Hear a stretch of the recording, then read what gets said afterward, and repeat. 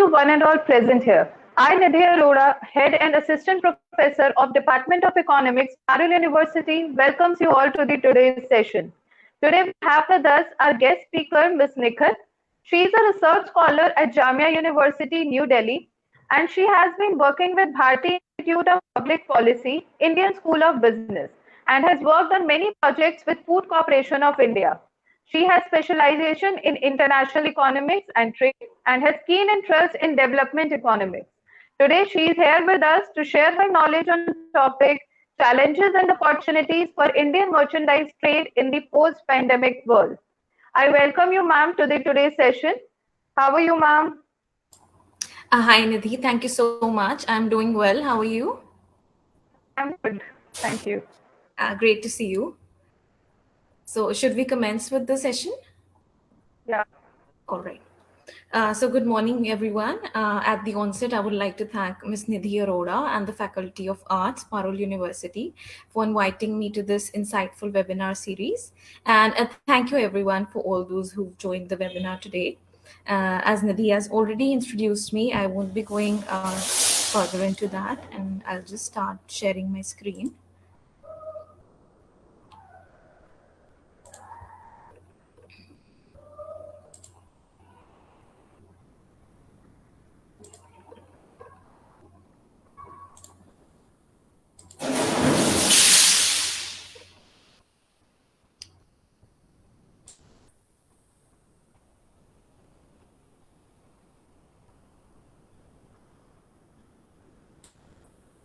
Just give me a second.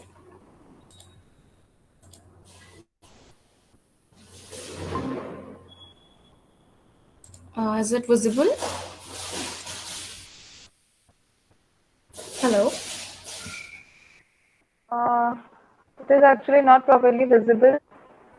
Okay, please give me a second.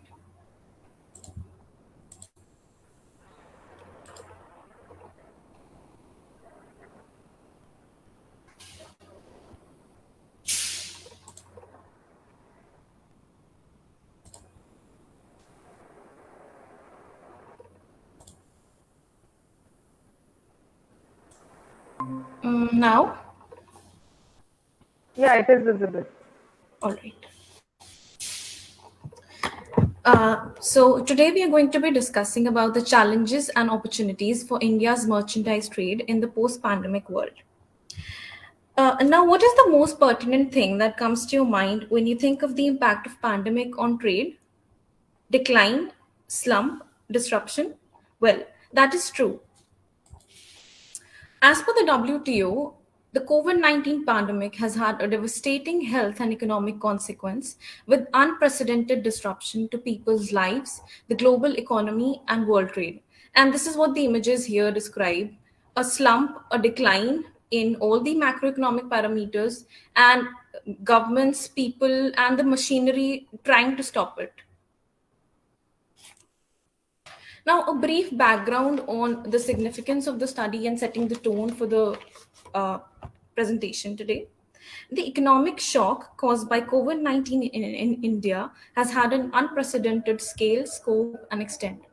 It upset almost every macroeconomic parameter on the economy, and evidently, international trade is one such sector which is severely fractured by the pandemic. Talking of India's trade has grown leaps and bounds ever since the liberalization of 1990s. And as of 2019, India's exports were at 323 billion, making it a global trading nation. However, with the advent of COVID-19, trade completely came to a halt because borders, ports, and airports, which are a pre-requirement for trade, they were closed. And one more noteworthy thing is that ever since the liberalization of 1990s, there has been little or no slump in India's trade. However, COVID was the first such instance when such a massive fall in trade volume has been witnessed for India as well as globally. So the study here it is a modest attempt to study disruption and impact of COVID on demand and supply side chains of India, which are a pre-requirement for trade, the opportunities and challenges for India's trade in the post-COVID world order. One more thing which I would like to mention at the onset is that the import and export potentials of nations were disrupted due to weakening supply chains, weakening trade related infrastructure, dipping incomes, loss in employment, and all these things. For the present study, uh, it is divided into two parts. First is identifying the variables which are significant for trade, and the forward and backward linkages, how slump in trade and COVID impacted further variables, and how those variables further impacted trade again. And the second part is a descriptive analysis, wherein after the identification of variables, we've done a descriptive analysis. Next, coming to global trade and the pandemic, an overview. As we all know that the disruption that COVID has caused on international trade, production came to a halt, consumption was curtailed, borders were completely closed, mobility restricted, demand and supply side shocks were huge and immense. And it was the first that has happened in modern history. And during this time, as I already told, the pre-requirement trade was severely impeded. As per the WTO estimates, for the year 2020, the world merchandise export values were down by 8% compared to the previous year, while there was an almost 13% decline in global GDP in 2020. Now, decline in global GDP again impacts global trade. Global trade impacts GDP, GDP impacts global trade. So it is a two-way process. Decline in one leads to the other, and so on. Uh, the OECD in 2020 commented that this is the most significant drop witnessed in world trade after the global financial crisis of 2008. And keeping this trade flow resuming and keeping this trade flow continuing became crucial for ensuring supply of essential products and to uplift the global economy. Now, why was it important? Because no nation in itself is self sufficient. We don't produce everything required to us. We import a lot of goods, a lot of which are necessary goods. Now, when the necessary goods were not being imported, this includes essential commodities as well as includes food items, includes medicines, important machinery for which is used to produce goods, and so on. So, entirely an infrastructure came to an halt, which is a pre-requirement for trade. Next, we come to India as a trading nation and the pandemic. After the global economy, we're coming to India. So India has always been a trading nation ever since centuries. India has been one of the most trade intense nation.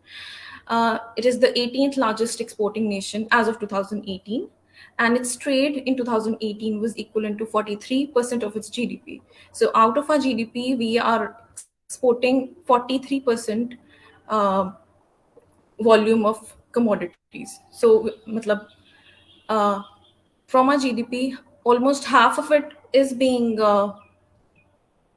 traded. Now, India's manufactured and resource-based goods have been growing vibrantly ever since the economic liberalization of 1990s. However, again, with the progression and advent of COVID across the globe, Indian exports too came to a sudden halt. Uh, as per the data given by the Ministry of Commerce and Industries in the month of March and April 2020, India's exports shrank by 60%, while imports plunged by 58%. Now, this was the first such massive fall in India's trade volume in modern history.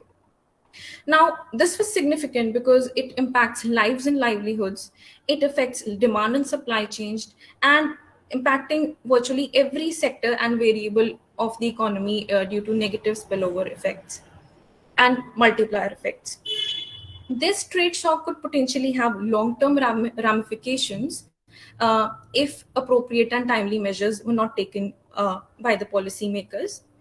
And the second thing, the new nuances which were developing in the post-COVID world order, they need to be harnessed immediately because structural change in export and import pattern is bound to take place after such a massive disruption in our global trade. Now, giving a brief, after a brief introduction, I would like to give you a brief overview on how we would proceed further. After this, we will be going towards the brief literature review, followed by data and methodology, followed by findings, discussion, and lastly, conclusion and policy implications of the study. Now, a brief overview on the present study. A significant lacuna exists in the study of COVID and trade with respect to India. It is still, because it is still evolving. The disruption has been so immense that the impact of COVID-19 on international trade and India's trade, it is still evolving. So a brief literature review. Iskath and Khurana state that due to the interconnected nature of the economies, global trade is bound to be severely affected.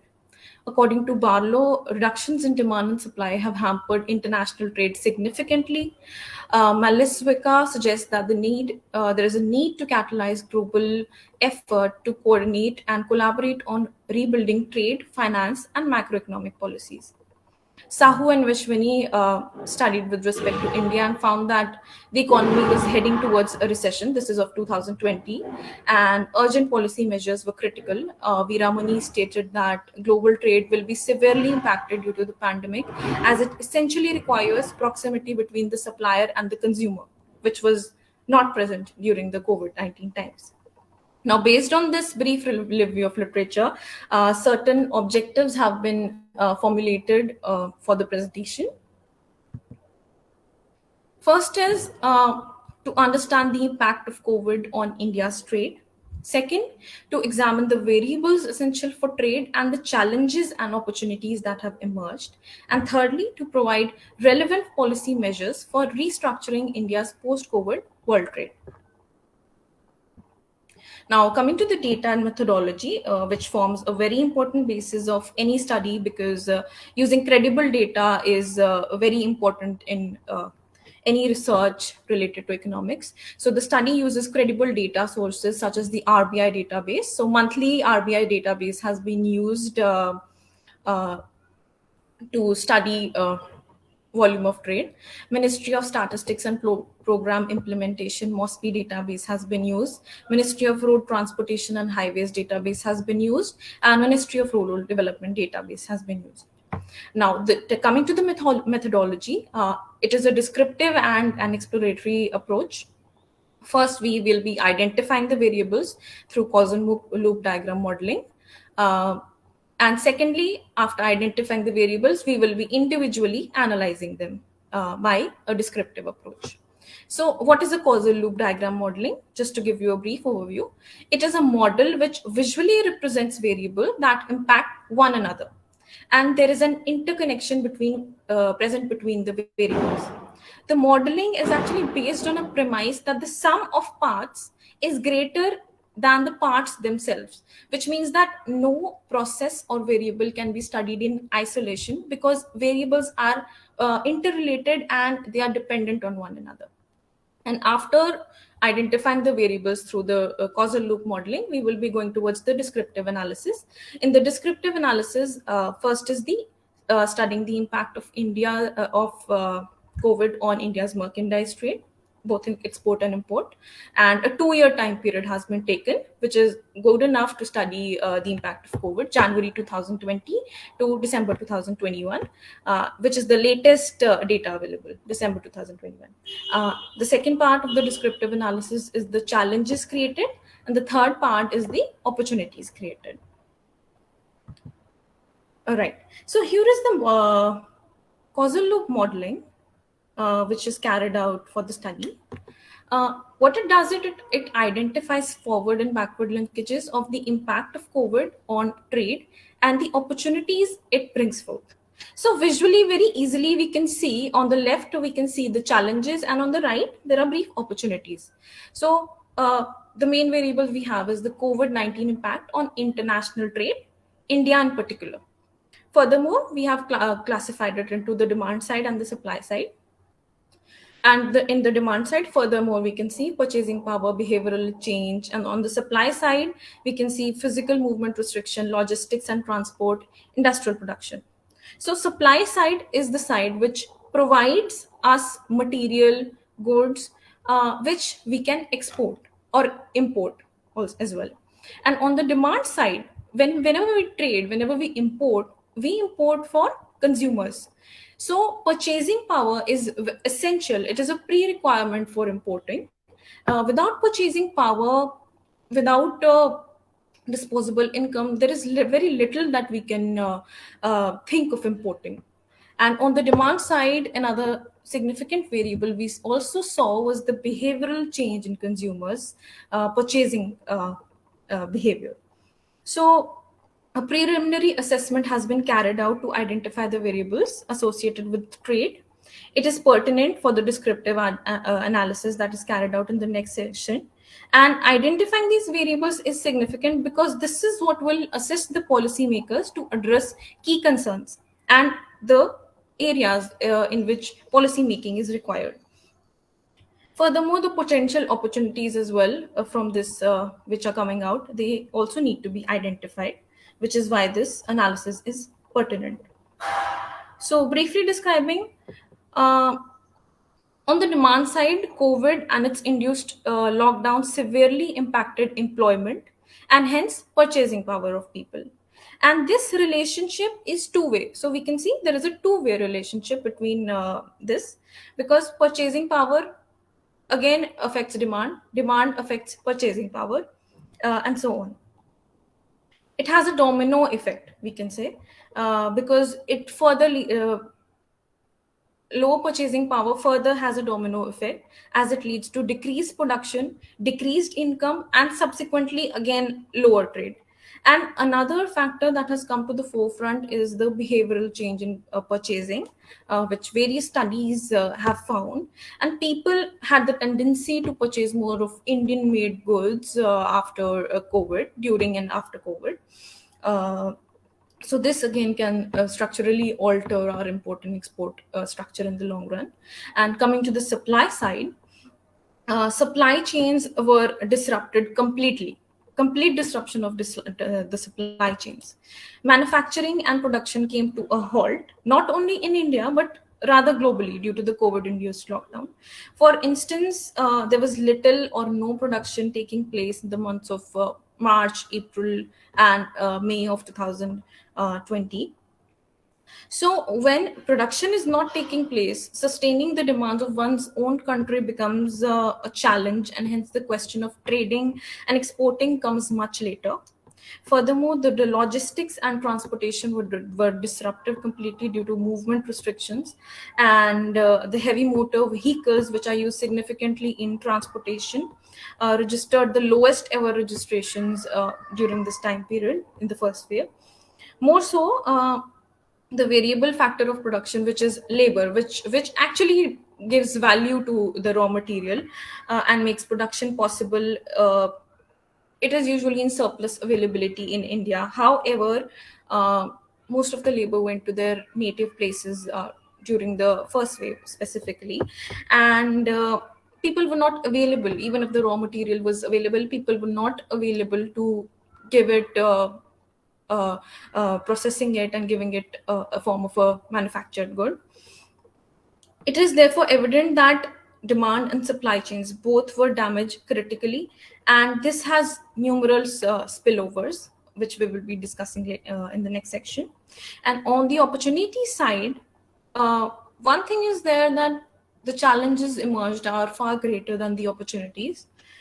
However, if the opportunities, if they are harnessed well, it can be a great boost. It can be a defining moment for India's export.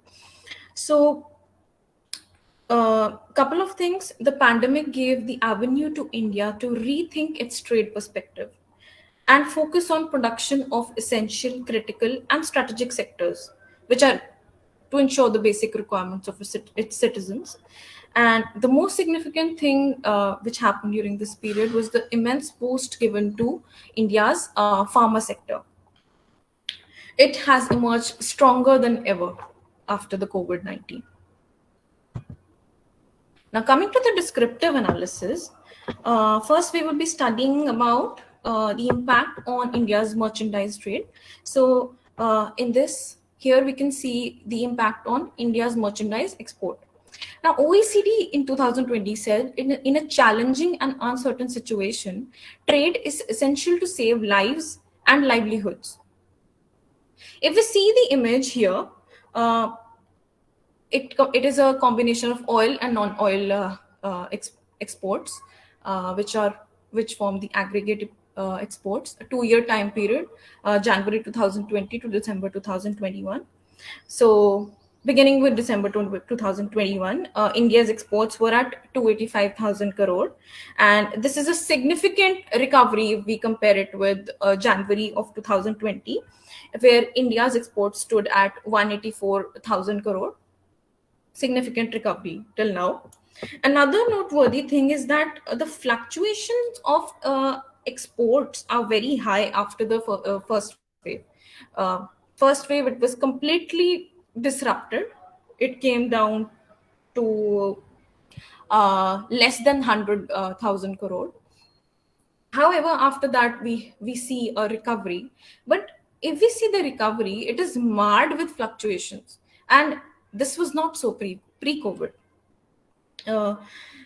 After the first wave, we can see a decline in export values in July 2020, then in October 2020, in February 2021, in April 2021, and in August 2021. Again, there is a big slump wherein trade declined to 267,000 crore.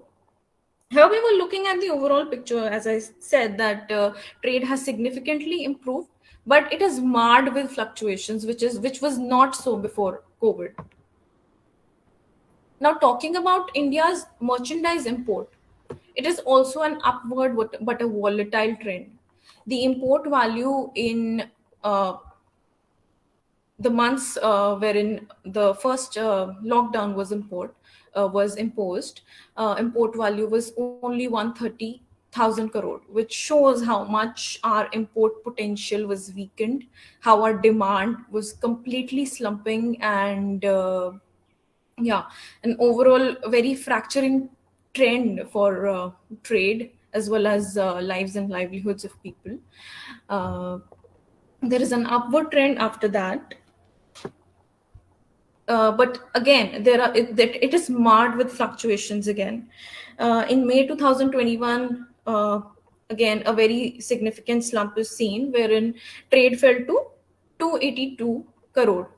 And now it is 448 crores. So again, we can see that after the second wave in May 2021, a significant slump was seen, after which again it increased, and then in November again we see a small decline. So it is a volatile trend overall, we can see. Couple of months in which slump in imports is seeing is August 2020, November 2020, February 2021, and November 2021, which is unexplained. It is volatile. I mean, the nature of export and import both is increasing, but is highly volatile. Now, next we compare export and import trend, just to give an idea. So it is a mirroring image. The trend for export and import both are very similar. The decline, however, export is far more steeper, but yeah, the overall trend is increasing but volatile. So this is a mirror image of each other. Now, global trade, just to give an overview, it was not just India which suffered so much with respect to its international trade, but it was globally. This is taken from a research paper of the WTO, and which is funded by the UNCTAD, the most pertinent agency of international trade. So here we can see. After the global, this is a chart of from 2005 to 2021 quarter 4. Global financial crisis hit in quarter 3 of 2008, and significant slump is seen. 2010 onwards, there is an increase witnessed up to quarter 3 of Quarter 1 or actually of 2019, and the line in yellow indicates what the trend would have been for world merchandise trade if the pandemic had not taken place. This is a continuous and linear increase. However, the pandemic hit after the third quarter of 2019, and then we can see what kind of a slump is observed. In the pessimistic scenario, we can see that trade has fell to 60% of what it was in 2015, because 15 is the base year taken here. And another pertinent thing is that the fall in volume of trade globally has been far greater than what it was even during the global financial crisis. So coming to what is required for international trade, because this will form the basis for studying the variables: price, quality, availability, and demand. So during COVID, what was impacted? Demand was impacted. Availability and demand, these were the major variables that were impacted, and these are required for international trade. Quality, of course, quality was impacted. Price, of course, it was impacted, but availability and demand were hugely impacted. And these are the variables that can actually boost or impede international trade, and impact of any of these may cripple trade, which actually happened. Now we come to the challenges created for Indian merchandise trade.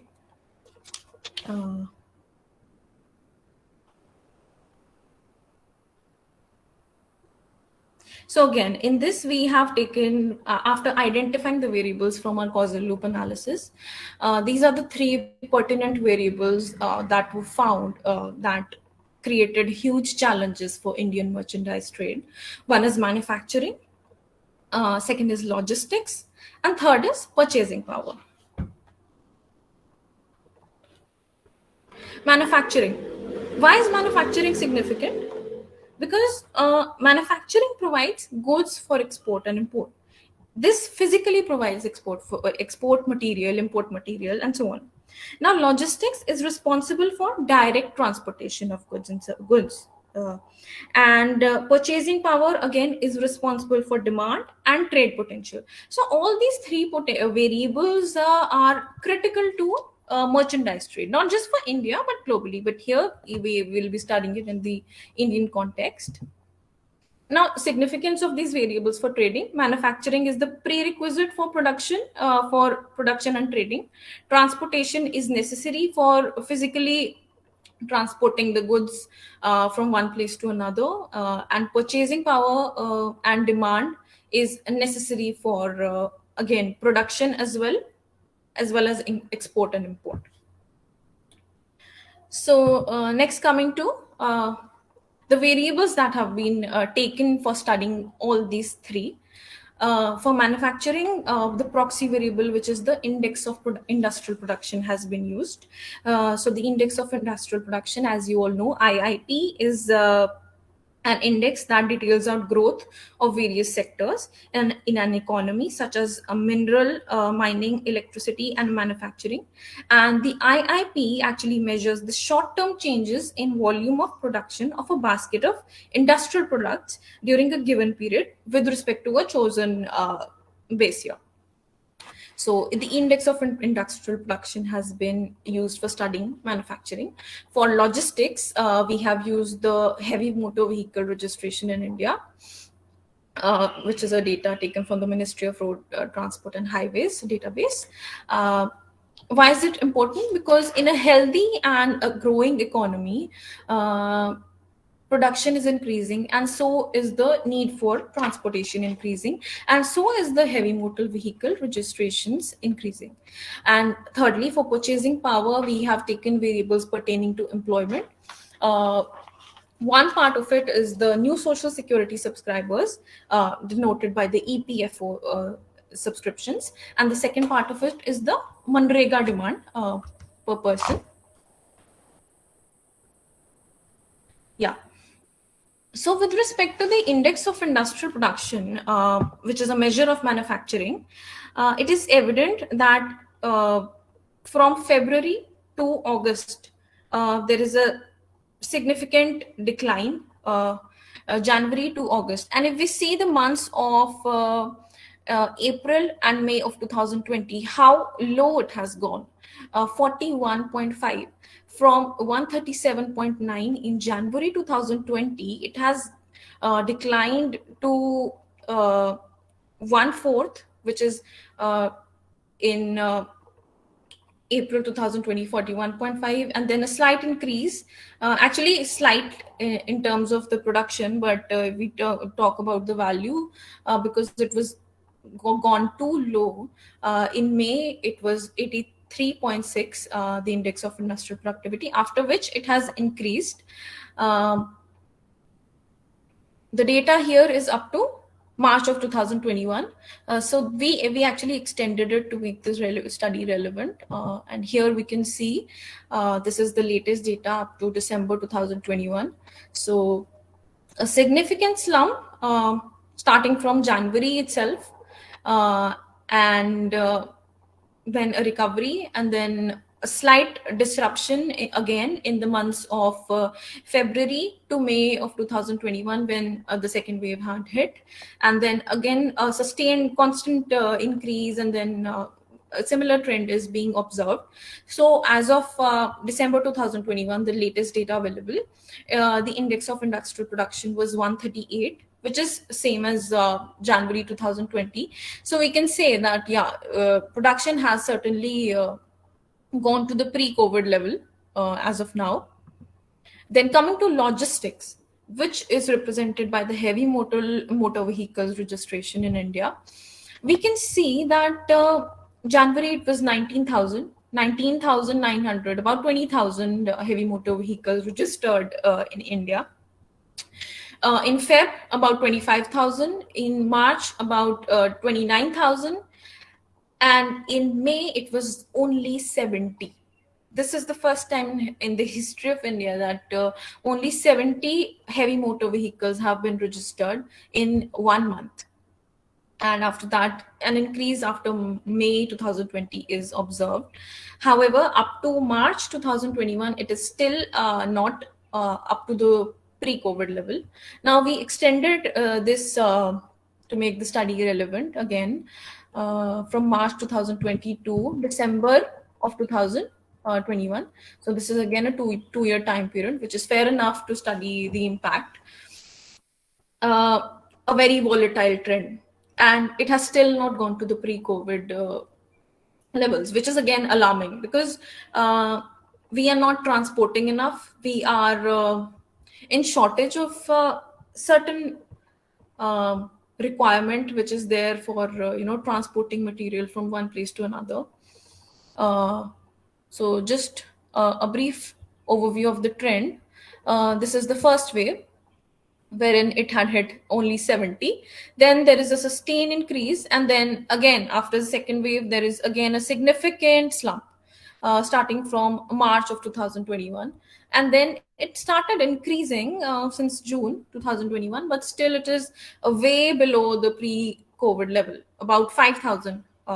And on the left we can see the states in which the maximum registrations have taken place. So the highest is in Maharashtra, then Gujarat, then UP, Haryana. So these are actually the places from which a lot of logistics takes place. But most of India does not have much of, in fact, a lot of states are falling into the category of only 9 to 466 registrations, which is still quite low. And there is a significant imbalance in the country as well. And thirdly, we talk about the purchasing power, which is the EPFO subscriptions and the demand for Manrega.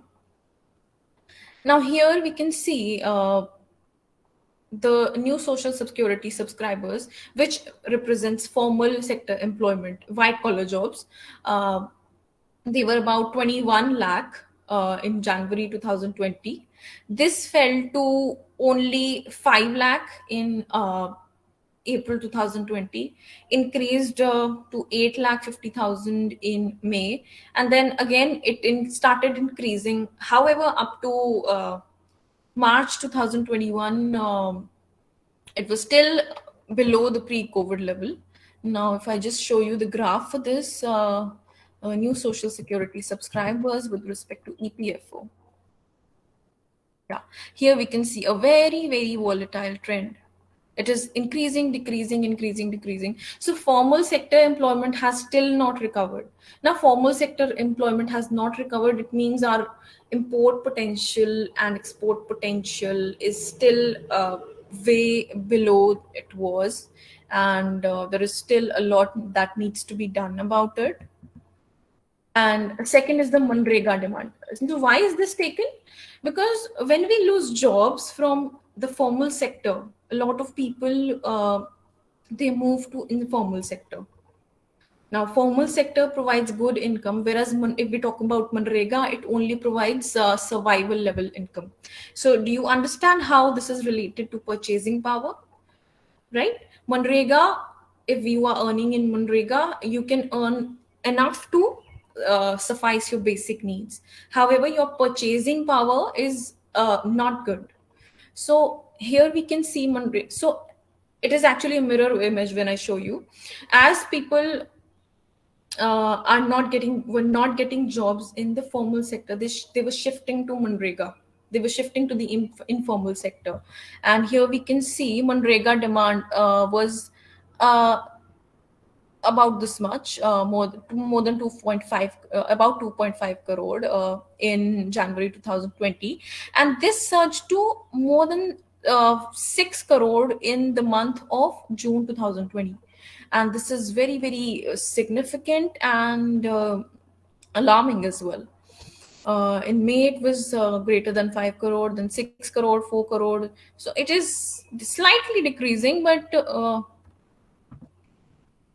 but yeah, up to March 2021, we can see it is way above the pre-COVID level. If we take January 2020 to be the pre-COVID level, it is still 1 crore more than the pre-COVID level. So people are still stuck into Manrega. They are still stuck into informal employment, and this we can relate it to how it affects our purchasing power.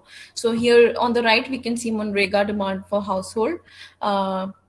It is still above the pre-COVID level. This is the pre-COVID level, and here is the Manrega demand in 2021 December, the latest figure. And we can see as the waves come for COVID, the Manrega demand increases. So here is the first wave. Right here is the first wave, then decline, and right here is the second wave, right? And here as well, here is the first wave, right here, and here is the second wave. So a mirror image. As the wave of COVID comes, formal sector employment increases, informal employment increases, and evidently the purchasing power of people is affected. Right?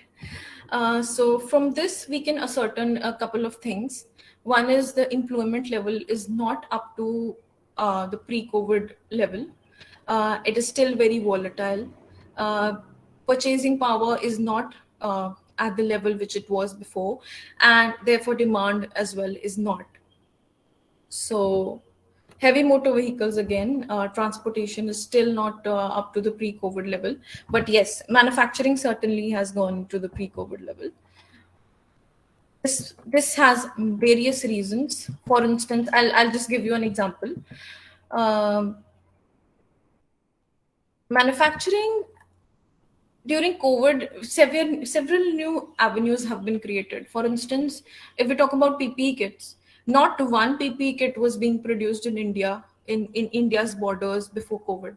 And during COVID, India actually became a net exporter of about 4 lakh PPE kits per day.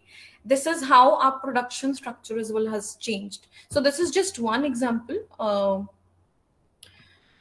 which was actually told to me by a researcher who was working with the Ministry of Textiles during that time. So, yeah. Next, we come to the opportunities created. Few visuals to give you an idea about the opportunities created for India's merchandise trade. One is a boost to India's pharmaceutical sector, which has come out as one of the front runner, one of the trailblazers actually in the entire world, with the number of vaccines, with the number of generic medicines India produced and also exported during this time, has certainly given a boost to not only India's image but also the pharmaceutical sector. Second is the recognition for self-sufficiency and in strategic goods. And third is the recognition for strengthening supply chains. So three very important factors that have come to the forefront as an opportunity created for India's merchandise trade.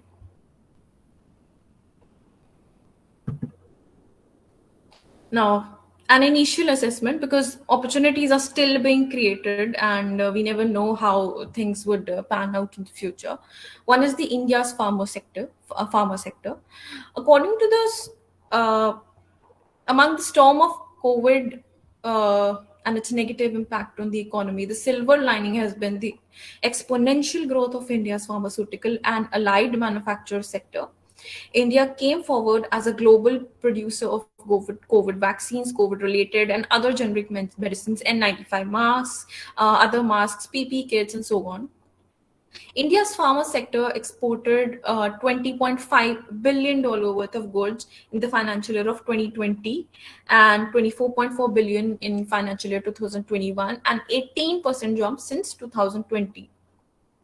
So even during the COVID times, we have been able to export significant amount of goods from the pharma sector. This was actually reported by the Pharmaceutical Export Council of India. So we can say that during the COVID-19 times, India has been able to harness this opportunity well on this front. However, we need to keep this going. It's not that if COVID has ended. In fact, it's not ended. We never know how things would pan out in the future. But yes, certainly this sector needs to be emphasized a lot more upon. Second is boosting and strengthening India's supply chain. Now, the pandemic has actually provided us an opportunity and the need to recognize and strengthen our supply chain and make them resilient, in the sense that strategic and necessary raw materials should be produced within the borders of the nation, so that if in the future something like this happens again, we should be capable to be able to take care at least of our needs.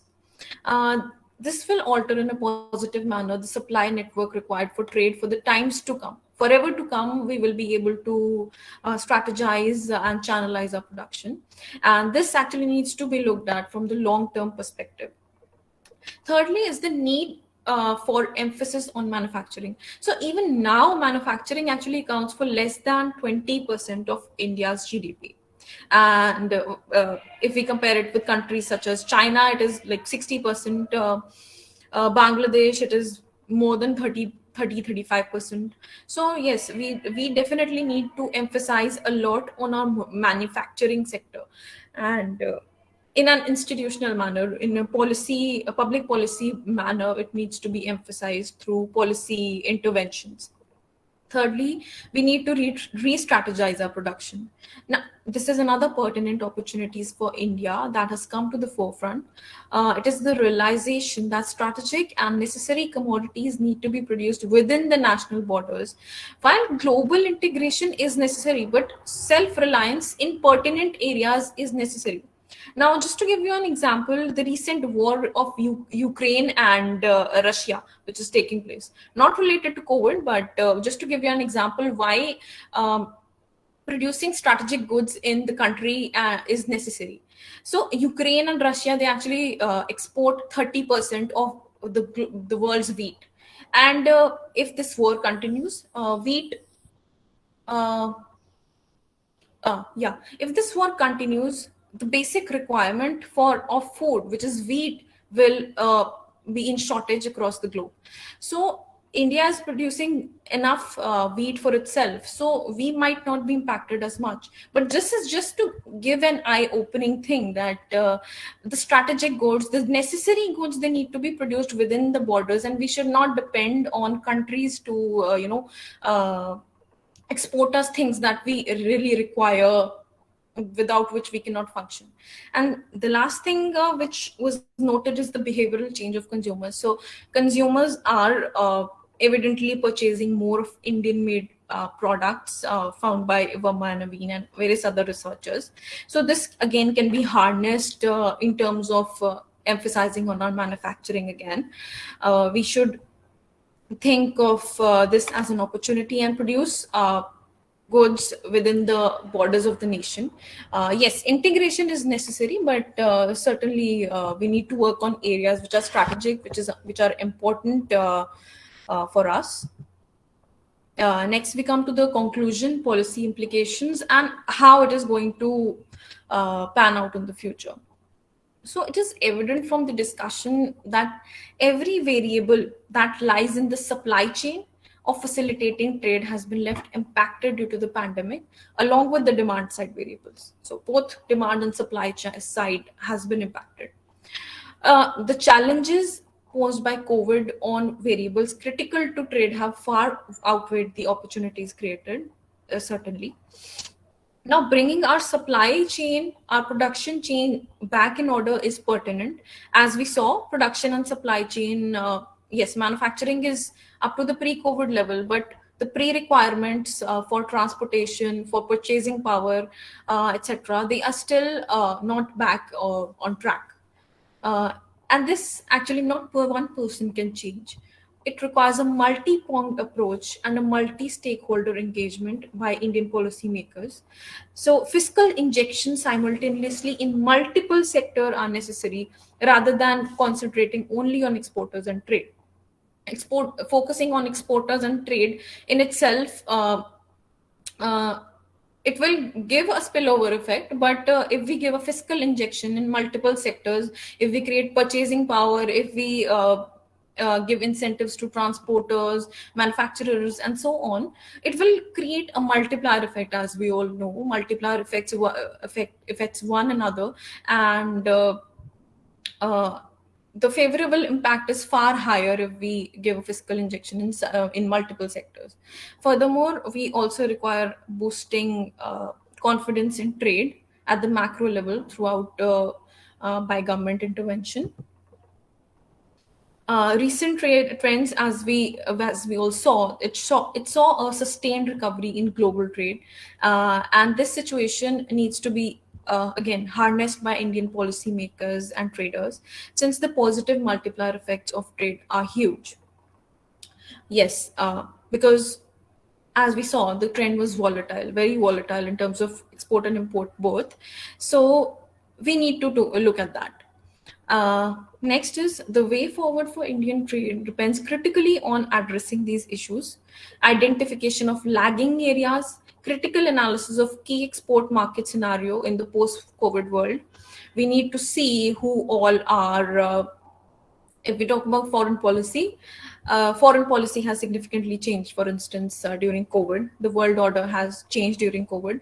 So we need to see who all are our potential and new key export markets. Our production has also altered, as just an example I gave you about PP kits. So yeah, keeping the new production structure as well in mind, we need to identify key markets as well as key trading partners. And also strengthening of Indian purchasing power and production capacities is very, very important. Trade chains, partners, and commodities exported and imported, they are bound to alter in the post-COVID world, and they have. And in the earlier instance, after the first wave, we got some lessons. After the second wave, we got some lessons. So if the Indian policymakers are able to identify and realize this, India will be able to emerge as a global trading leader in this new world order. People evidently are calling the post-COVID world as the new world order because it has changed so much in our lives, in our production structures, in our strategic partners, that this is being called as the new world order. So there is an urgency to create a resilient supply chain network within the country to tackle any such potential wave in the future.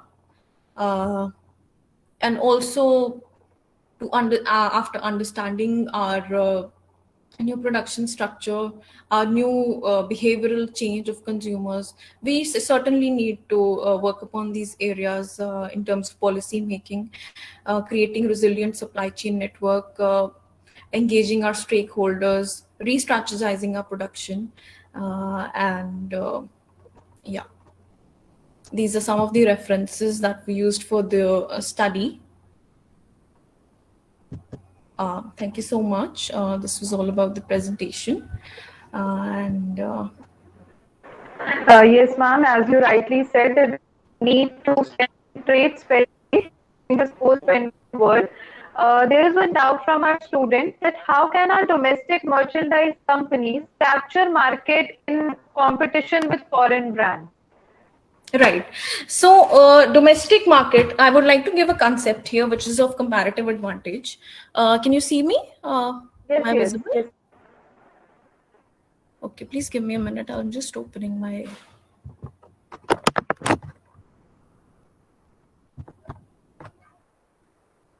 Yeah.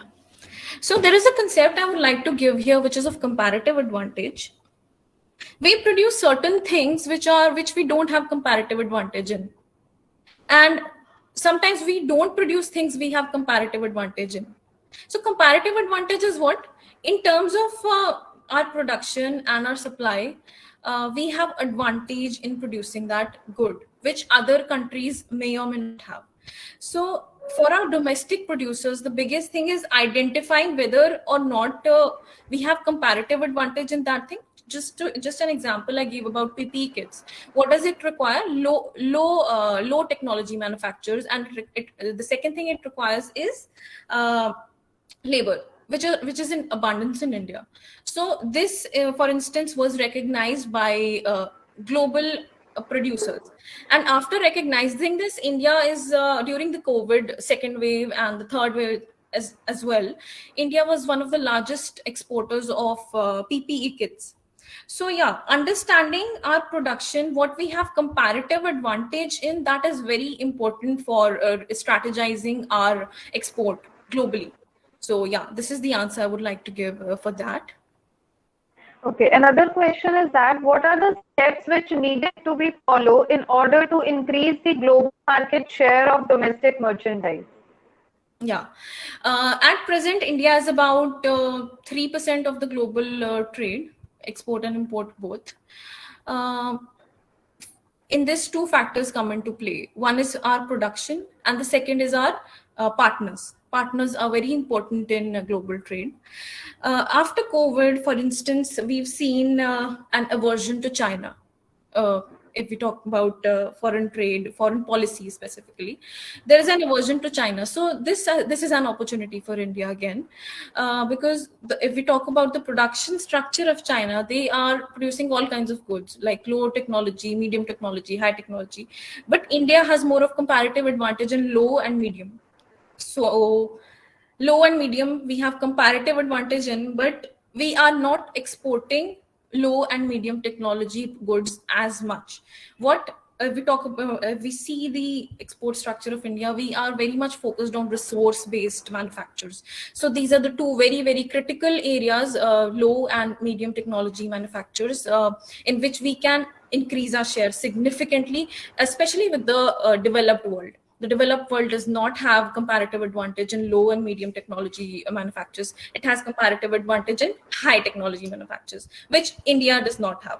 So low and medium technology manufacturers can be exported intensively to these Western countries and the developed countries in particular. And the second thing, we come to partners, identifying partners. We have good relations with a lot of countries, and after the advent of COVID, due to China aversion, which is there in the minds of a lot of countries and policymakers, again we can use this to our advantage. We can have talks with the the agencies which are actually responsible for trade in these countries, the departments that are responsible for export policies, and identifying new partners, new markets, and also focusing more on these areas where we have comparative advantage in, but we are not exporting as much. So these are very important in increasing our global share in trade.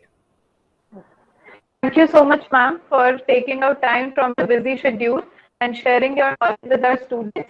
Thank you so much, Parul University, for giving us this opportunity where we can have such eminent speakers with us on our platform. And thank you, listeners. Thank you so much. Thank you so much, everyone who's joined, and thank you, Nidhi. Thank you, Parul University. And if you have any more questions, you can always mail me at my email ID, which Nidhi, I'm sure, will share with you all. I'm open to any kind of questions which you have, not just related to this webinar, but in general, any questions that you have related to international trade, macroeconomics. So I'm always open to that. And it was great speaking here. Thank you so much. Thank you so much, ma'am. Thank you.